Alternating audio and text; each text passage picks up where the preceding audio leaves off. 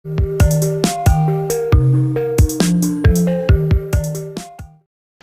apa kabar? Bertemu lagi dengan saya dalam pembelajaran sosiologi kelas 12. Kali ini yang kita bahas adalah materi perubahan sosial. Di dalam pertemuan materi perubahan sosial yang lalu, kita sudah membahas masalah hakikat dari perubahan sosial, yaitu menyangkut definisi dan karakteristik perubahan sosial. Dan saat ini kita akan melanjutkan kepada bagian yang kedua, yaitu faktor penyebab perubahan sosial dan teori-teori yang membahas tentang perubahan sosial. Baiklah, kita mulai saja. Sebelum kita mulai pembelajarannya, ada baiknya kami mengetahui kira-kira apa tujuan pembelajaran dari materi kita kali ini. Tentunya yang pertama, kamu akan bisa memahami penyebab perubahan sosial, memahami juga dampak positif dan negatifnya perubahan sosial tersebut bagi masyarakat, dan juga bisa menalar berdasarkan pemahaman dari pengamatan dan diskusi tentang perubahan sosial dan akibatnya di lingkungan. Demikian yang akan kamu dapatkan dan harus kamu miliki setelah kamu mengikuti pembelajaran ini. Oke, sebelumnya coba saksikan dulu video berikut ini sehingga kamu bisa memahami nanti lebih lanjut mengenai.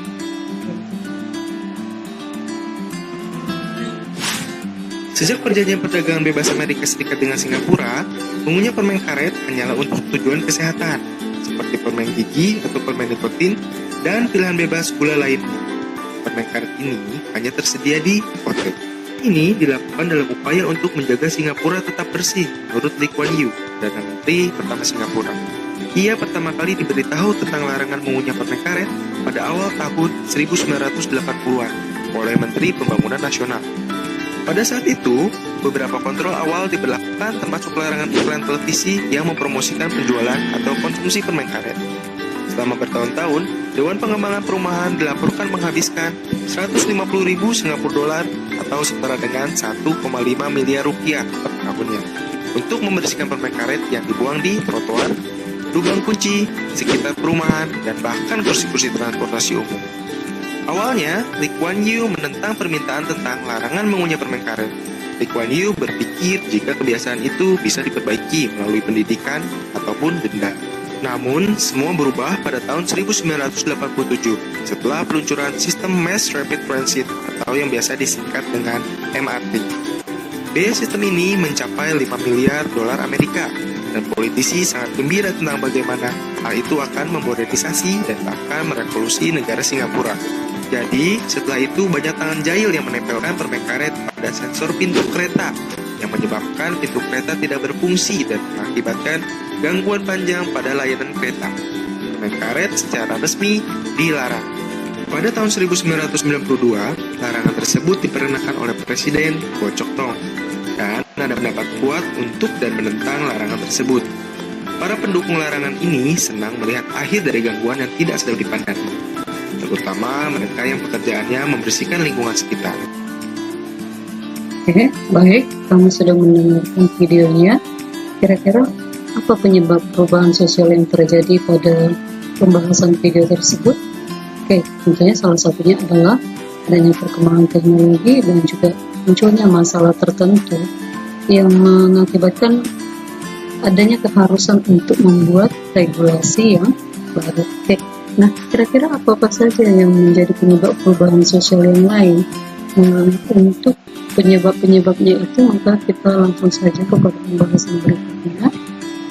Oke, pembahasan berikutnya itu kita akan lihat. Pertama kita lihat dulu apa karakteristik dari perubahan sosial yang sebenarnya. Pertama, bahwa perubahan sosial itu bersifat inheren, artinya tidak ada masyarakat yang tidak akan mengalami perubahan. Setiap masyarakat itu pasti akan mengalami perubahan. Kemudian yang kedua, bahwa perubahan cepat biasanya akan menghasilkan desorganisasi atau situasi di mana unsur-unsur dalam masyarakat itu tidak mengalami kesesuaian karena adanya perubahan-perubahan tadi. Nah, jadi dalam dalam prosesnya nanti akan ada proses penyesuaian terhadap perubahan tersebut, barulah proses disorganisasi bisa diatasi. Kemudian yang kedua, bahwa perubahan sosial tidak dibatasi hanya pada bidang kebudayaan saja atau kepada bidang spiritual, karena keduanya memang terkait satu dengan yang lain. Yang ketiga, yang keempat, yang berikutnya, perubahan pada satu lembaga kemasyarakatan akan mengakibatkan perubahan pada lembaga kemasyarakatan lainnya. Artinya jika satu unsur dalam masyarakat berubah, maka yang lain akan berubah. Contohnya ketika terjadi perubahan dalam transportasi dan telekomunikasi, maka yang akan berubah juga pada bidang pendidikan, kebudayaan, dan sebagainya. Nah, kemudian cara tipologis yang namanya perubahan sosial itu dapat dikategorikan kepada proses sosial, segmentasi, dan perubahan struktural. Oke, demikian. Nah, selanjutnya kita akan lihat kembali apa-apa saja yang merupakan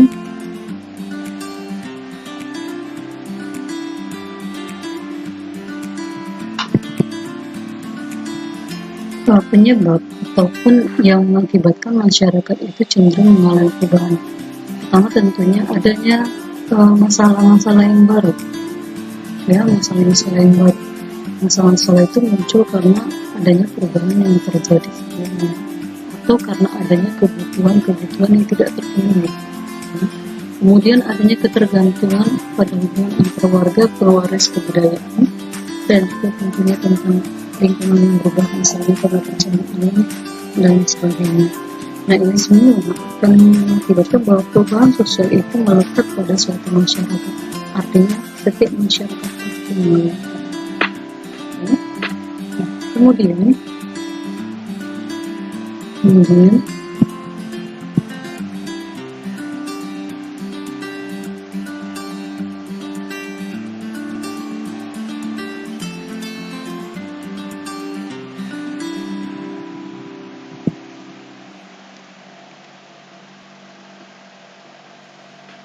kecenderungan suatu masyarakat untuk berubah sangat dipengaruhi oleh faktor-faktor berikut. Salah satunya misalnya adalah bahwa masyarakat itu cenderung untuk mengalami perubahan karena banyaknya kesulitan yang dihadapi seperti yang tadi. Soal situasi lingkungan alam yang kering tandus mengakibatkan masyarakat yang tinggal pada daerah-daerah seperti itu berpikir bagaimana caranya untuk menghasilkan pertanian meskipun dalam kondisi yang tandus. Seperti misalnya Arab Saudi yang membuat sistem pertanian seperti ini, ya, itu salah satu penyebabnya. Kemudian adanya sikap terbuka. Kalau tidak terbuka, maka tidak mungkin masyarakat memiliki ilmu pengetahuan yang cukup untuk melaksanakan perubahan. Kemudian adanya rasa tidak puas dengan keadaan atau situasi yang ada. Mungkin keadaan sebelumnya mengakibatkan ketertekanan atau ketidaksesuaian. Kemudian selanjutnya adalah bahwa masyarakat itu sadar bahwa ada sesuatu yang kurang, kemudian dia berusaha untuk menyesuaikan diri dengan kondisinya di dalam masyarakat. Kira-kira seperti itu yang mengakibatkan perubahan sosial. Oke, maka bisa disimpulkan bahwa faktor-faktor pendorong perubahan sosial itu antara lain adalah yang pertama, adanya kontak dengan kebudayaan lain melalui proses difusi, asimilasi, atau akulturasi.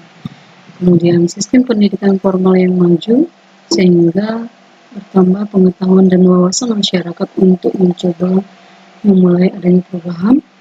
Kemudian adanya sikap terbuka dan sistem pelapisan sosial yang terbuka. Artinya pelapisan sosial yang terbuka bahwa memungkinkan bagi setiap anggota masyarakat untuk memiliki kehidupan yang lebih baik atau memiliki status sosial yang lebih baik melalui upaya dan kerja kerasnya, sehingga yang namanya perubahan itu pasti tidak ada masalah untuk dilaksanakan. Oke, kira-kira itu yang menjadi faktor pendorong perubahan sosial. Dan satu lagi adalah penduduk yang heterogen. Penduduk yang heterogen pasti cenderung mengakibatkan masyarakat itu mengalami perubahan. Heterogen artinya beraneka ragam jenisnya, baik dari suku bangsa, agama, dan rasnya. Oke, itu kira-kira yang mengakibatkan atau yang mendorong terjadinya perubahan sosial. Nah, kemudian kita akan melihat bahwa yang namanya perubahan sosial itu akan disebabkan oleh dua faktor utama, ya.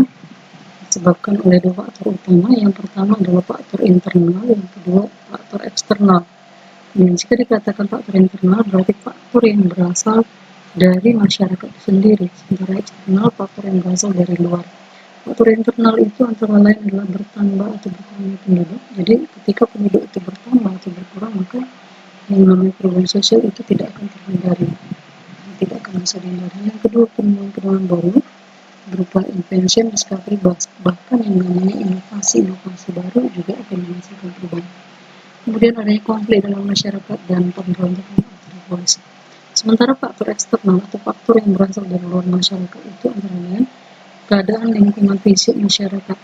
Nah, jadi misalnya bencana alam, hal-hal yang berasal dari lingkungan fisik yang mempengaruhi sehingga terjadi perubahan, kemudian peperangan dan juga pengaruh budaya masyarakat lain, baik itu melalui proses difusi, asimilasi, dan akulturasi. Nah, demikian faktor-faktor yang menyebabkan perubahan sosial. Kemudian bahwa dalam proses perubahan sosial yang namanya masyarakat, ya, masyarakat itu akan mengalami proses di mana perubahannya itu akan nampak polanya, ya. Nah, kemudian ada beberapa hal yang mungkin bisa menghalangi perubahan sosial, ya.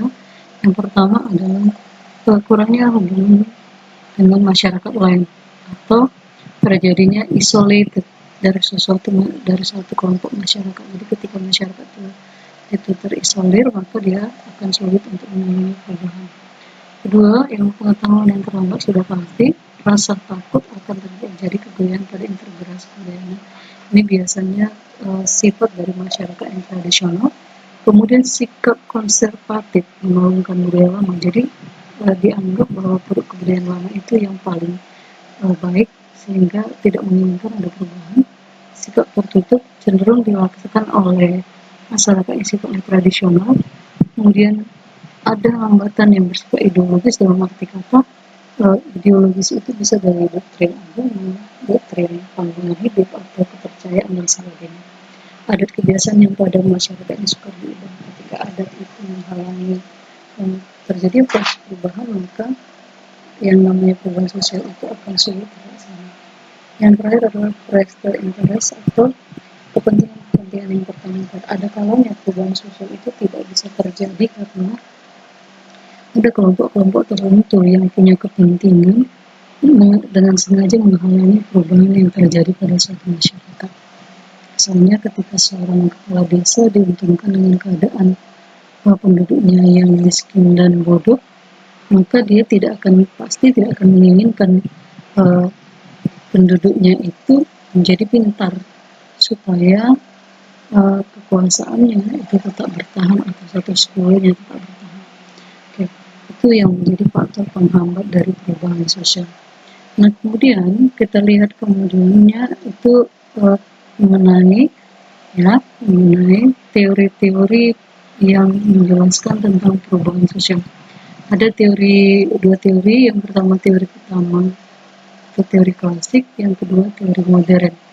Nah, teori utama atau klasik itu nanti ada beberapa yang juga disertai oleh pendapat-pendapat ahli mengenainya. Yang pertama teori siklus, yang kedua teori fungsional, teori perkembangan linear, dan teori konflik.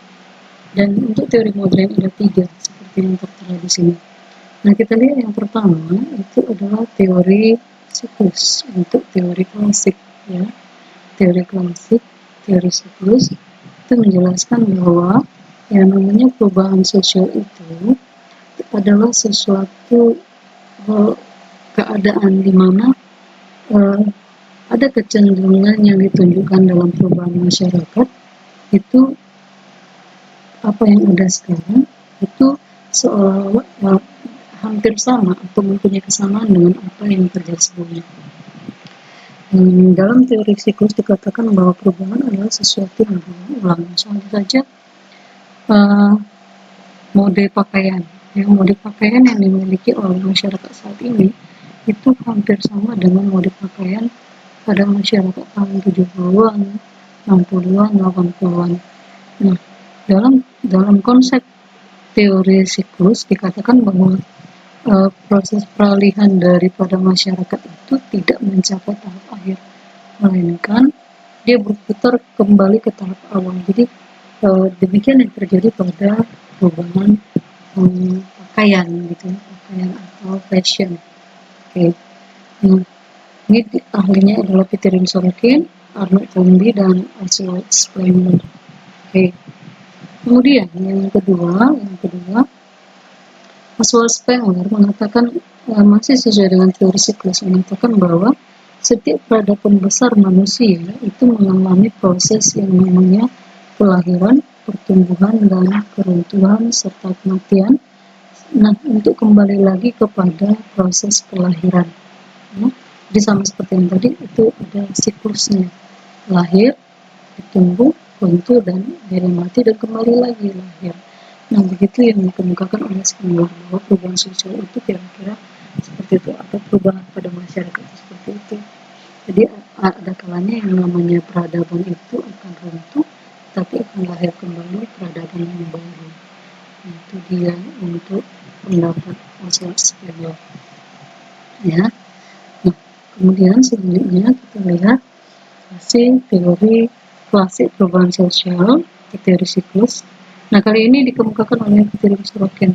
Ya. Menurut Peter Sorokin bahwa setiap peradaban itu atau setiap zamannya masyarakat itu berada pada tiga siklus kebudayaan yang tanpa akhir. Mulai dari kebudayaan ideasional, kemudian kebudayaan idealistis, dan kebudayaan sensasi. Yang dimaksud dengan kebudayaan ideasional adalah kebudayaan yang didasarkan kepada kepercayaan kepada hal-hal yang adikodrati.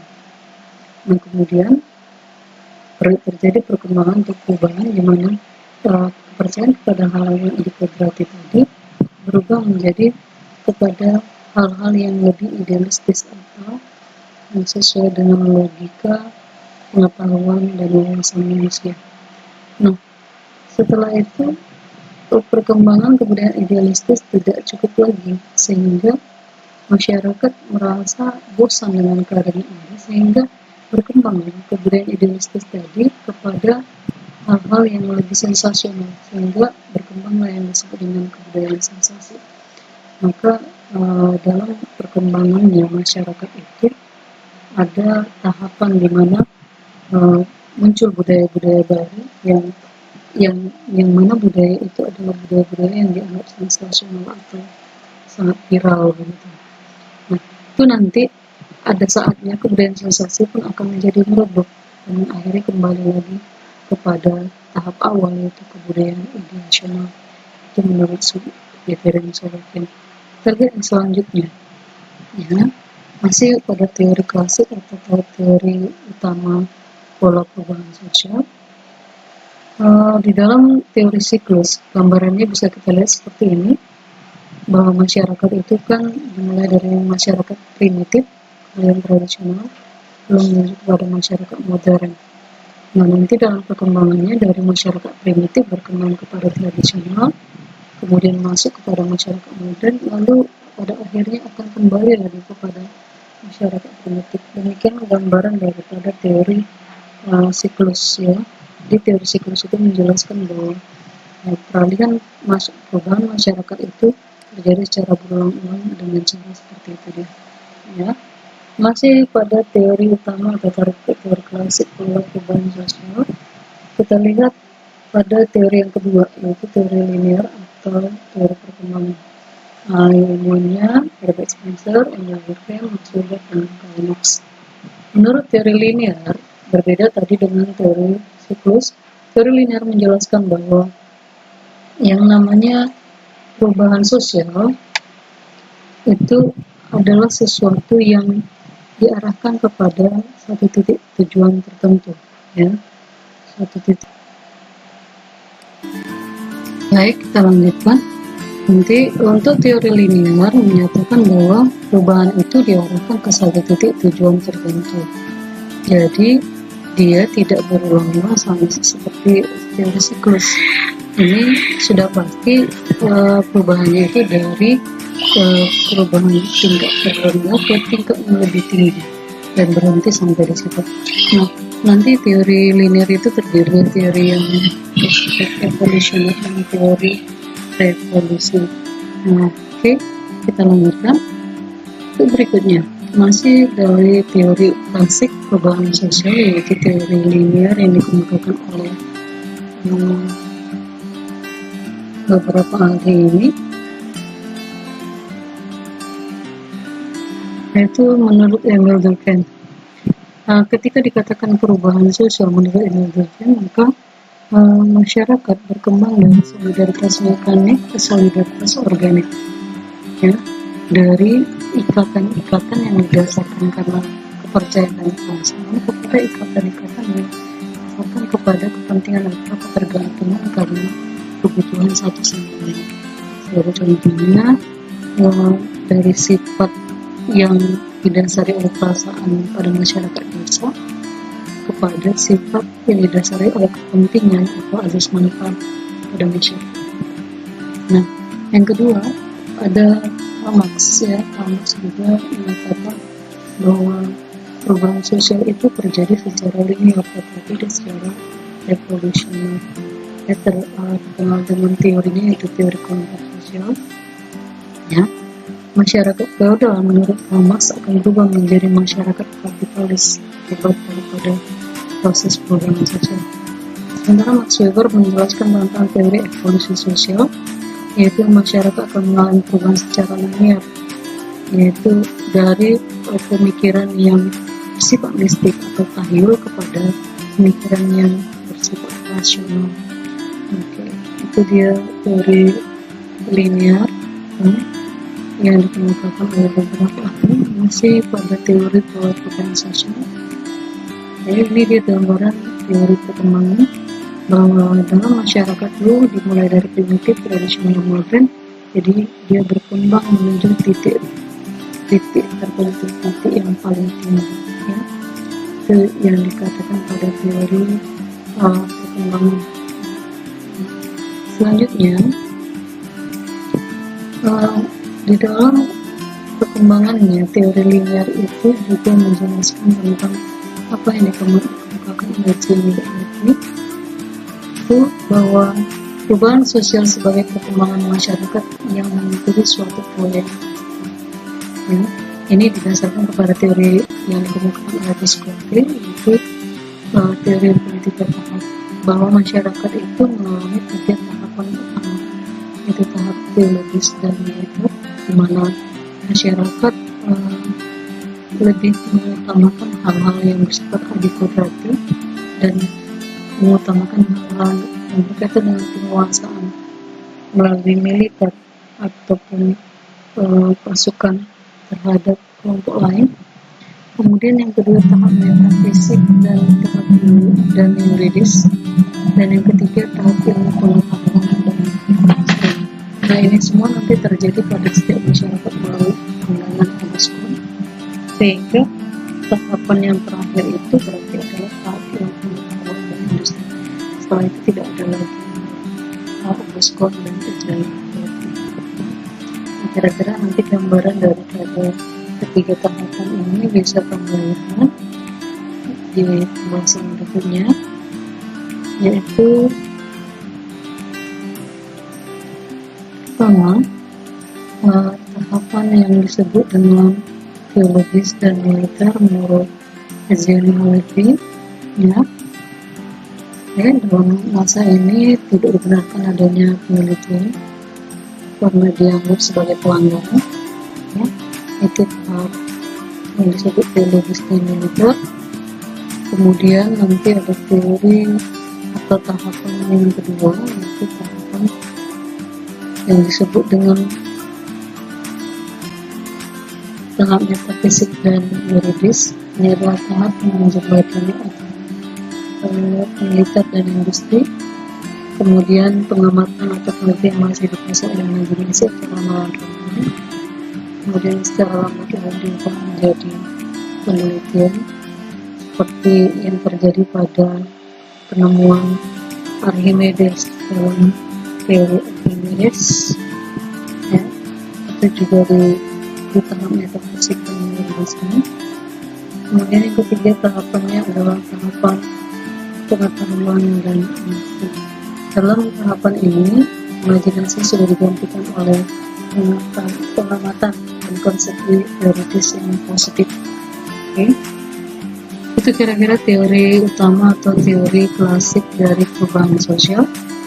Nah, kemudian kita lihat teori yang berikutnya, yaitu teori modern perubahan sosial. Teori modern perubahan sosial. Oke, sebelumnya dulu teori klasik itu ada dua, teori fungsional dan teori konflik juga termasuk. Dan teori fungsional dikatakan bahwa perubahan sosial itu adalah sesuatu yang tetap, dan artinya setiap perubahan itu akan cenderung nanti menghasilkan keseimbangan. Keseimbangan akan berhenti pada saat perubahan integrasi peningkatan, maksudnya bahwa perubahan yang terjadi pada masyarakat itu memiliki fungsi tertentu untuk membuat masyarakat itu kembali seimbang. Ketika tidak ada perubahan, maka artinya keseimbangan tidak akan terjadi. Kemudian ada teori konflik. Teori konflik memandang bahwa yang konsen adalah konflik, sementara perubahan itu hanya akibat. Itu masih teori klasik dari perubahan sosial. Kita lanjutkan dengan teori modern perubahan sosial, ya. Teori modern perubahan sosial seperti yang tadi saya katakan itu ada tiga: teori modernisasi, teori sistem dunia, dan teori ketergantungan. Baiklah, demikian kira-kira materi kita untuk kali ini. Untuk masalah teori modernisasi, teori ketergantungan, dan teori sistem dunia, tentunya ini adalah teori-teori yang menunjukkan bagaimana keadaan dunia saat ini, ya. Seperti misalnya teori ketergantungan yang menunjukkan bahwa dampak dari perubahan sosial itu sendiri itu menimbulkan neokolonialisme pada negara-negara yang berkembang dan negara-negara yang berkembang. Nah, di dalam teori sistem dunia dijelaskan bahwa perubahan sosial itu mengakibatkan bahwa ada kelompok-kelompok yang disebut dengan masyarakat negara inti, kemudian negara periferi, dan semi periferi. Ini nanti terkait satu dengan sama lain dalam kondisi yang mendominasi dari negara-negara inti, ya. Ya, teori yang disebut dengan teori modern perubahan sosial. Nah, kemudian di dalam setiap perubahan sosial tentunya akan mengakibatkan dampak-dampak tertentu. Sebagai contoh misalnya ketika terjadi pandemi dalam masyarakat, pandemi COVID-19 dalam masyarakat, maka kira-kira ada nggak dampaknya terhadap unsur-unsur dalam masyarakat, seperti salah satunya adalah perekonomian. Tentunya ada, ya. Jadi masyarakat itu bekerja sama seperti sebuah sistem.